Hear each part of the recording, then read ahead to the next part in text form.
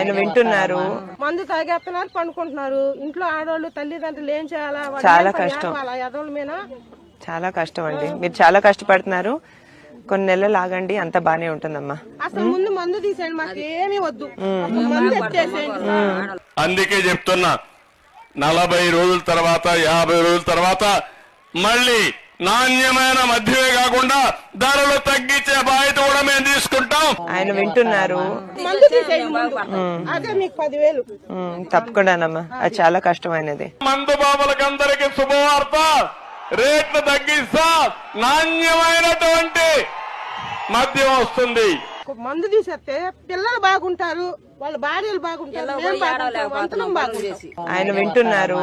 రోజంతా కష్టపడి కొంతమంది శారీరక బాధలు మర్చిపోవాలని సాయంత్రం అయితే ఒక క్వార్టర్ బాటిల్ దాంట్లో ఆఫ్ వేసుకోవాలనుకుంటే ఈ దుర్మార్గుడు మిమ్మల్ని దోచేస్తున్నాడు.